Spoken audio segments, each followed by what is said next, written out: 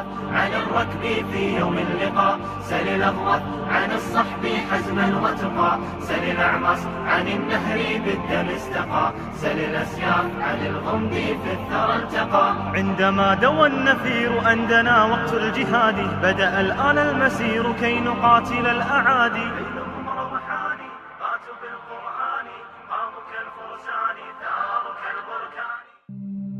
গণতন্ত্র একটি কুফরি জীবন ব্যবস্থা।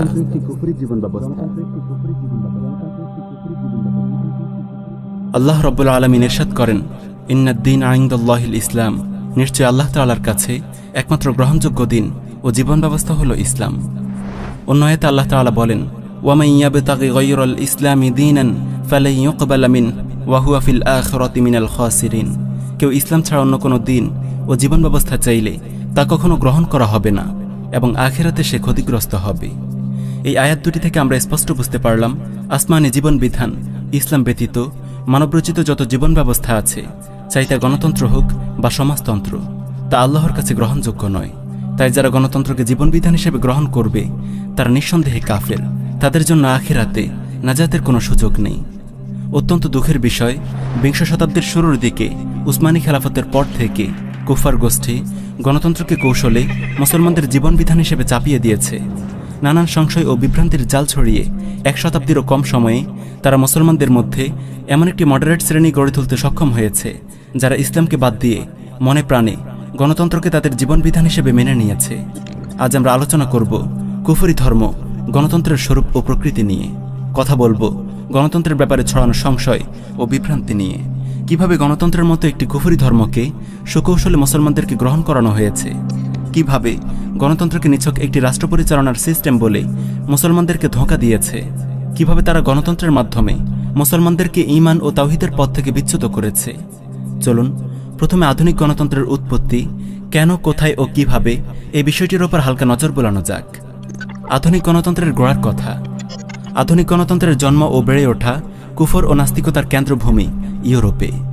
11 শতাব্দীর শুরুর ভাগ থেকে খ্রিস্টান ইউরোপ মুসলিম বিশ্বের বিরুদ্ধে শুরু করে এক বর্বর নারকীয় ক্রুসেড। একদিকে তারা ইসলামের বিরুদ্ধে ক্রুসেড লড়ছিল, আর অপরদিকে ইসলামী জ্ঞানবিজ্ঞান এবং মুসলিম সভ্যতার সমৃদ্ধি ও ঔজ্জ্বল্য দেখে তাদের চোখ ধাঁধিয়ে যাচ্ছিল। ইসলাম ও মুসলিম বিজ্ঞানীদের প্রভাবে মূর্খতার অন্ধকারে নিমজ্জিত অসভ্য ইউরোপে শুরু হয় বিজ্ঞান চর্চার এক জাগরণ। বিকৃত বাইবেলের অনেক অসার ও বাস্তবতা বিবর্জিত বক্তব্য বিজ্ঞানের আলোকে ভুল প্রমাণিত হতে শুরু হয়। ফলে খ্রিস্টান ধর্ম ও বিজ্ঞানের মধ্যে শুরু হয় এক কঠিন সংঘাত। ইউরোপের চিন্তানায়ক বিজ্ঞানীরা ধর্মের আনুগত্য এবং গির্জার বুদ্ধিবৃত্তিক দাসত্বের শিকল ছিন্ন করে ফেলে।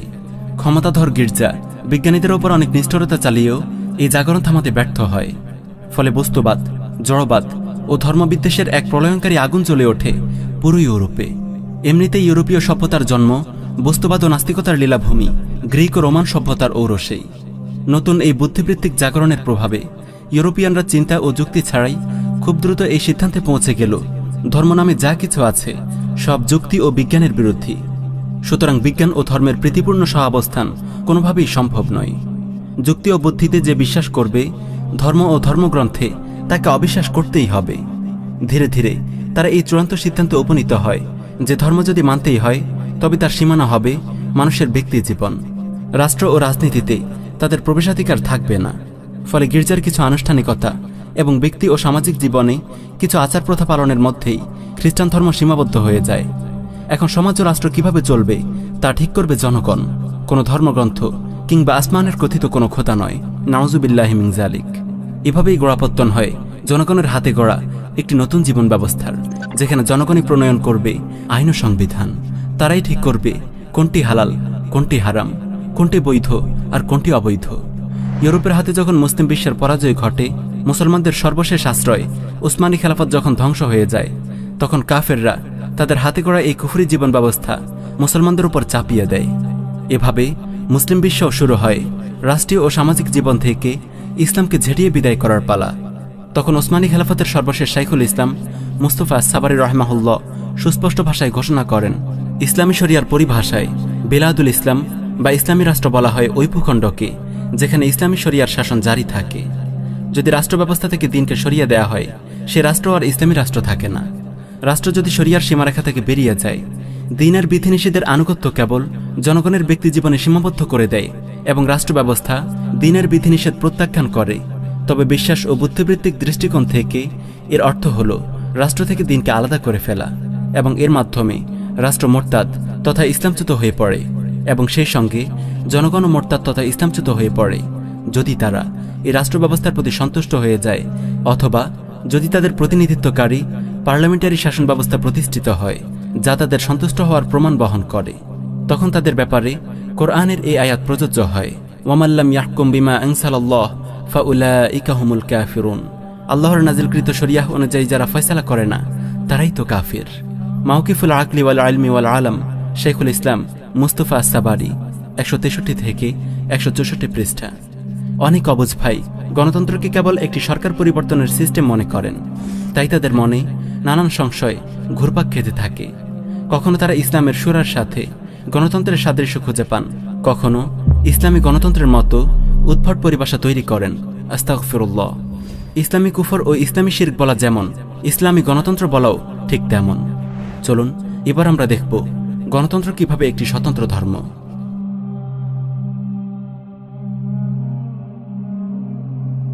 গণতন্ত্র একটি কুফরি ধর্ম। শয়তান ইবলিস তার পুরো জীবনের অভিজ্ঞতার সার নির্যাস চমৎকারভাবে গণতন্ত্রের মাঝে সন্নিবেশ করতে সক্ষম হয়েছে। এবার সে তার চিরশত্রু মানবজাতিকে এমন এক কুফরে লাগিয়ে দিয়েছে যা তারা উপলব্ধি করতেই ব্যর্থ হচ্ছে। গণতন্ত্রের এই কুফরি ধর্ম অতীতে মানুষের উদ্ভাবিত যে কোনো ধর্ম থেকে বেশ আলাদা, কারণ গণতন্ত্র নিজেকে ধর্ম হিসেবে পরিচয় দেয় না, বরং পরিচয় দেয় একটি রাষ্ট্র ব্যবস্থা হিসেবে। অন্য যে কোনো ধর্মে প্রবেশ করতে হলে পূর্বের ধর্ম অবশ্যই পরিত্যাগ করতে হবে, কিন্তু গণতন্ত্র নামক এই নতুন ধর্ম তার অনুসারীদেরকে পুরাতন ধর্ম ত্যাগ করতে বলে না, তাদের ইবাদত ও রীতিনীতিকেও ছাড়তে বলে না, বরং ব্যক্তিগত পর্যায়ে ওসব আদায় করার পাশাপাশি সামাজিক পর্যায়ে নতুন এক দিন ও শাসনতন্ত্র মানতে বাধ্য করে। যেহেতু গণতন্ত্র নামক ধর্মটি গ্রহণ করতে হলে পূর্বের ধর্ম ত্যাগ করার প্রয়োজন পড়ে না, তাই অনেক লোক এই নতুন ধর্মকে ধর্মই মনে করে না। প্রতিটি ধর্মের মতো গণতন্ত্রের ধর্মেও আছে নিজস্ব আকীদা, বিশ্বাস ও বিধিবিধান। যেমন ইসলাম বলে সকল ক্ষমতার মালিক আল্লাহ রাব্বুল আলামিন, আর গণতন্ত্র বলে সকল ক্ষমতার মালিক জনগণ। ইসলাম বলে আল্লাহ সুবহানাহু ওয়া তাআলাই মানুষের একমাত্র বিধানদাতা, কিন্তু গণতন্ত্র বলে বিধান দেওয়ার মালিক জনগণ। ইসলাম হলো আল্লাহর ইচ্ছার সামনে আত্মসমর্পণ করা, আর গণতন্ত্র হলো সংখ্যাগরিষ্ঠ জনগণের ইচ্ছার সামনে আত্মসমর্পণ। ইসলাম যেমন মোরতাদকে মৃত্যুদণ্ড দেয়, ঠিক তেমনি গণতন্ত্র তার বিরুদ্ধে বিদ্রোহকারীদেরকে মৃত্যুদণ্ড দেয়। কেউ সংবিধানকে প্রত্যাখ্যান করলে তাকে রাষ্ট্রদ্রোহী আখ্যা দিয়ে হত্যা করা হয়। ইসলাম বলে আল্লাহ যেটি হালাল করেছেন সেটি হালাল, আর তিনি যেটা হারাম করেছেন সেটিই হারাম। কিন্তু গণতন্ত্র বলে জনগণের ভোটে নির্বাচিত এমপিদের সংখ্যাগরিষ্ঠ অংশ যেটিকে হালাল বলে সেটি হালাল, আর যেটিকে হারাম বলে সেটি হারাম। যেমন আল্লাহ তাআলা সুদকে হারাম করেছেন, কিন্তু গণতন্ত্র সংখ্যাগরিষ্ঠ এমপিদের রায় নিয়ে সুদকে হালাল করেছে। একইভাবে তারা মজ্জুয়া ব্যভিচারকেও সংখ্যাগরিষ্ঠ এমপিদের রায় নিয়ে হালাল করেছে। এরা অবশ্য হালাল হারাম শব্দদ্বয় ব্যবহার করে না, বরং ব্যবহার করে বৈধ অবৈধ শব্দ দুটি, কিংবা বলে আইনসম্মত ও আইন বিরোধী। কারণ হালাল হারাম শব্দ দুটি ব্যবহার করলে যে মুসলমানরা বুঝে ফেলবে আল্লাহর হারাম করা বস্তুকে এরা হালাল করে নিয়েছে। এদের ধোঁকাবাজি আর প্রতারণার কারিশমা দেখুন। ওরা দাবি করছে গণতন্ত্র ও সেকুলারিজম কোনো ধর্মকে যেমন অনুসরণ করে না, তেমনি কোনো ধর্মের পথে প্রতিবন্ধকতাও সৃষ্টি করে না। এতে সকল ধর্ম স্বাধীনতা ভোগ করে। কিন্তু একটু ফিকির করলেই বুঝে আসে পরিভাষার বিকৃতির মাধ্যমে এরা কত নির্মমভাবে মুসলমানদেরকে ধোঁকা দিয়েছে। কুফর যে ধরনেরই হোক না কেন, এটি স্বতন্ত্র একটি দিন, ধর্মহীনতা। ধর্মনিরপেক্ষতা, সমাজতন্ত্র, ইসলামী গণতন্ত্র, যে নামই তাকে দেয়া হোক না কেন। এই প্রসঙ্গে সৈয়দ আবুল হাসান আলী নদভী রাহিমাহুল্লাহ বড় সারগর্ভ মন্তব্য করেছেন, কুফর কেবল অস্বীকৃতির নাম নয়, বরং এতে স্বীকৃতিও আছে। কুফর কেবল আল্লাহর দিনকে অস্বীকার করার নাম নয়, বরং এটি একটি ধর্মীয় ও চারিত্রিক কাঠামো এবং একটি স্বতন্ত্র ধর্ম, যার নিজস্ব ফরজ ও ওয়াজিব এবং হারাম ও মাকরুহ বিধিবিধান আছে। তাই এই উভয় দিন একই জায়গায় একত্রিত হতে পারে না, এবং মানুষ একই সঙ্গে উভয় ধর্মের অনুসারী হতে পারে না। দ্বীনের হক ও ওলামায়ে রব্বানী, 26 নম্বর পৃষ্ঠা। এই আলোচনা থেকে স্পষ্টভাবে বোঝা গেল, কেউ যদি গণতন্ত্রকে গ্রহণ করে সে মুসলমান হতে পারে না, আবার মুসলমান হলে সে গণতন্ত্রকে গ্রহণ করতে পারে না। গণতন্ত্র কুফর ও শিরকের জাহান্নামী প্যাকেজ। একজন মুসলমানের আকীদা হলো বিধান দেওয়ার একমাত্র মালিক আল্লাহ রব্বুল আলামিন। কোনো নবীরও এই অধিকার নেই যে তিনি নিজ থেকে কোনো বিধান প্রণয়ন করবেন।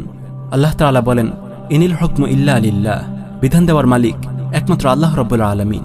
পক্ষান্তরে একজন গণতন্ত্রের আকীদা হলো বিধান দেওয়ার মালিক জনগণের নির্বাচিত এমপি, আর যে আল্লাহ ছাড়া কাউকে বিধানদাতা মনে করে সে কাফের। আল্লাহ তাআলা তার কর্তৃত্বে ও বিধান প্রণয়নে কাউকে শরিক করেন না। কোরআন মাজিদে এসেছে, ওয়ালা ইউশরিকু ফি হুকমিহি আহাদা, আল্লাহ তাআলা তার কর্তৃত্বে কাউকে শরিক করেন না। একজন গণতন্ত্রে সংসদ সদস্যদের ভোট প্রদান করে তাদেরকে বিধান প্রণয়নের অধিকার দিয়ে তাদেরকে আল্লাহর সঙ্গে শরিক করে। গণতন্ত্রে বিশ্বাসী ব্যক্তি গায়রুল্লাহকে রব হিসেবে গ্রহণ করে। আল্লাহ তাআলা বলেন, ইত্তাখাযু আহবারহুম ওয়া রুহবানাহুম আরবাবাম মিন দুনিল্লাহ, ইহুদি খ্রিস্টানরা আল্লাহকে বাদ দিয়ে তাদের পণ্ডিত ও ধর্মযাজকদেরকে রব বানিয়ে নিয়েছে। হযরত আদি বিন হাতিম রাদিয়াল্লাহু আনহু এই আয়াতের ব্যাপারে রাসূলুল্লাহ সাল্লাল্লাহু আলাইহি ওয়াসাল্লামকে প্রশ্ন করলেন, আমরা আমাদের পণ্ডিত ও ধর্মযাজকদের তো ইবাদত করতাম না, তাহলে আল্লাহ তাআলা কেন বললেন আমরা তাদেরকে রব বানিয়ে নিয়েছি? তখন রাসূলুল্লাহ সাল্লাল্লাহু আলাইহি ওয়াসাল্লাম বললেন, আল্লাহ তাআলা হালাল করেছেন এমন অনেক বস্তুকে তারা হারাম করে দিত, আর তোমরাও তা মেনে নিতে। আবার কখনো আল্লাহ হারাম করেছেন এমন অনেক জিনিসকে তারা হালাল করে নিত, তখন তোমরাও তা মেনে নিতে, তাই না? আদি বিন হাতিম রাদিয়াল্লাহু আনহু উত্তর দিলেন, হ্যাঁ, আমরা এমন করতাম। তখন রাসূলুল্লাহ সাল্লাল্লাহু আলাইহি ওয়াসাল্লাম বললেন, এটাই তো তাদের ইবাদত করা। আত-তারিখুল কাবীর লিল ইমাম আল বুখারী, সপ্তম খণ্ড 471 নং হাদিস, সুনানুত তিরমিজি 5093 নং হাদিস। সুতরাং যারা সংসদ সদস্যদেরকে ভোট প্রদান করে আইন পাশ করার অধিকার দেয় এবং তারা সংসদে বসে সুদকে হালাল করে, মদকে হালাল করে, যৌনকর্মীদেরকে লাইসেন্স দেয়, তারা মূলত এসব রাজনৈতিক নেতাকর্মীদেরকে নিজেদের রব বানিয়ে দেয়, যেভাবে ইহুদি খ্রিস্টানরা তাদের ধর্মীয় নেতাদেরকে রব বানিয়ে নিয়েছিল।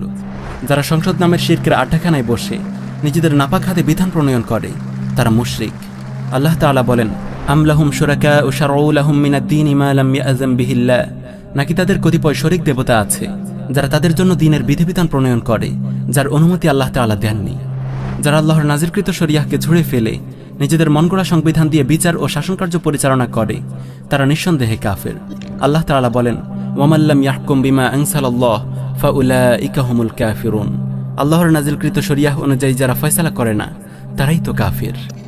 যারা আল্লাহর নাজিলকৃত শরিয়াহ দিয়ে শাসনকার্য পরিচালনা করে না তারা তাগুত, তাদের সঙ্গে সম্পর্ক ছিন্ন করা ঈমান বিশুদ্ধ হওয়ার জন্য শর্ত। যারা তাগুতের কাছে বিচার নিয়ে যায় তাদের ব্যাপারে আল্লাহ তাআলা বলেন, আলাম তারা ইলাল্লাযীনা ইয়াজউমুনা আন্নাহুম আমানু বিমা উনসিলা ইলাইক ওয়া মা উনসিলা মিন ক্বাবলিক ইউরিদুনা আন ইয়াতাহাকামু ইলাত তাগুত ওয়া ক্বাদ উমিরু আন ইয়াকফুরু বিহ, আপনি কি তাদেরকে দেখেননি যারা দাবি করে যে আপনার প্রতি যা নাজিল করা হয়েছে এবং আপনার পূর্বে যা নাজিল করা হয়েছে তার প্রতি তারা ঈমান এনেছে, অথচ তারা তাগুতের কাছে বিচার নিয়ে যেতে চায়, যদিও তাদের তাগুতকে প্রত্যাখ্যান করার নির্দেশ দেওয়া হয়েছে। যারা নিজেদেরকে ঈমানদার দাবি করে কিন্তু তাগুতের কাছে বিচার নিয়ে যায়, আল্লাহ তাআলা তাদের ঈমানকে প্রত্যাখ্যান করেছেন।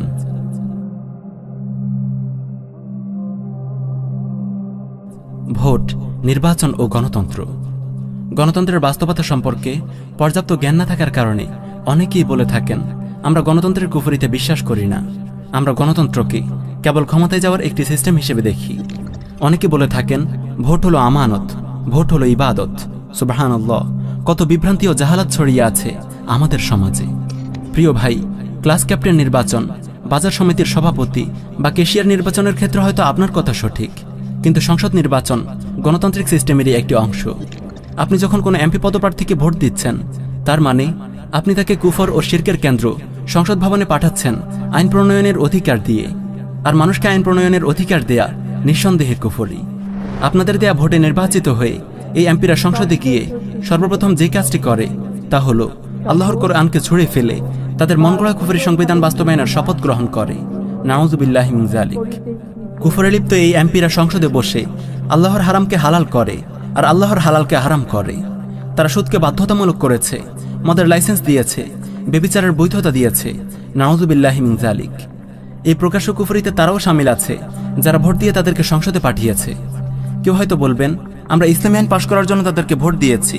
আমরা বলবো, কেউ যদি মনে করে আল্লাহর নাজিলকৃত আইন বাস্তবায়নের জন্য তা আগে সংসদে পাশ করতে হবে, সে নিঃসন্দেহে কাফের। কোন সেই জালিম যে আল্লাহর আইনকে অনুমোদনের জন্য নাপাক সংসদে উত্থাপন করার দুঃসাহস দেখায়? কি জঘন্য কুফরি! আল্লাহর আইন প্রয়োগ করা হবে কি হবে না তার জন্য কি মানুষের মতামত নিতে হবে? যারা আল্লাহর শরিয়াহকে অনুমোদনের জন্য মানুষের সামনে পেশ করে, তারা নিঃসন্দেহে কাফের। নাউযুবিল্লাহি মিন যালিক। আল্লাহর আইন নিয়ে এই কোন ধরনের তামাশা? শরিয়ার নির্দেশনা মাত্র যে মাথা নিচু করে সায় দেয় সেই ঈমানদার।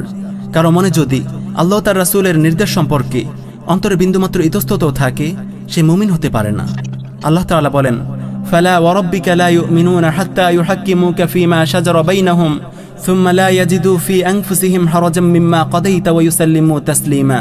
কিন্তু না, আপনার রবের শপথ, তারা মুমিন হবে না যতক্ষণ পর্যন্ত তারা তাদের সকল বিরোধের বিচারভার আপনার উপর অর্পণ না করে, অতঃপর আপনার কোনো সিদ্ধান্ত সম্পর্কে তাদের মনে কোনো দ্বিধা না থাকে এবং সর্বান্তকরণে তা মেনে নেয়। অন্য আয়াতে আল্লাহ তাআলা বলেন, ওয়ামা কানা লিমুমিনিন ওয়ালা মুমিনাতিন ইযা কাদাল্লাহু ওয়া রাসূলুহু আমরান আন ইয়াকুনা লাহুমুল খিয়ারাতু মিন আমরিহিম ওয়া মান ইয়াসিল্লাহা ওয়া রাসূলাহু ফাকাদ দাল্লা দালালাম মুবিনা। আল্লাহ তার রাসূল কোনো সিদ্ধান্ত নিলে কোনো মুমিন পুরুষ কিংবা নারীর পক্ষে ভিন্ন কিছু করার ক্ষমতা থাকে না, আর যে আল্লাহ তার রাসূলের অবাধ্য হয় সে স্পষ্টই পথভ্রষ্ট। আমাদের আকাবির উলামা মাশায়েখদের মধ্যে যারা ভোট, নির্বাচন ও গণতন্ত্রের হাকিকত ও বাস্তবতা সম্পর্কে যথেষ্ট জ্ঞান রাখেন, তারা সুস্পষ্ট ভাষায় গণতন্ত্রের কুফরির কথা তুলে ধরেছেন। আবার কতিপয় আকাবির ইসলামী সরকার প্রতিষ্ঠার আশায় গণতন্ত্রের পথেও পা বাড়িয়েছেন। তারা সংসদে যাওয়া জায়েজ হওয়ার পক্ষে বিভিন্ন তাবিল উপস্থাপন করেছেন। তাদের উদ্দেশ্য নিঃসন্দেহে মহৎ ছিল, তাই আমরা তাদের নিয়তের কোনো সমালোচনা করি না, তাদের তাকফির করি না, তাদলিল করি না, তাজলিল করি না। কিন্তু তাদের এই তাবিল গ্রহণযোগ্য নয়। আমাদের আকাবিরদের অনেকেই এসব তাবিল খণ্ডন করেছেন। ইনশাআল্লাহ প্রচলিত ইসলামী গণতান্ত্রিক আন্দোলনের শরঈ মূল্যায়ন, যৌক্তিকতা এবং সফলতা ও ব্যর্থতা নিয়ে আমরা আলাদা ডকুমেন্টারি নির্মাণ করব। পরিশেষে দোয়া করি, আল্লাহ রাব্বুল আলামিন আমাদের আকীদা বিশ্বাসকে গণতন্ত্রের কুফরি থেকে হেফাজত করুন। আব্রাহাম লিঙ্কনের পথ ছেড়ে রাসূলুল্লাহ সাল্লাল্লাহু আলাইহি ওয়াসাল্লামের নির্দেশিত ইরদাদ ও জিহাদের পথে অগ্রসর হওয়ার তৌফিক দিন। আমাদেরকে সিরাতুল মুস্তাকিমের উপর অটল অবিচল রাখুন। আমিন ইয়া রাব্বাল আলামিন।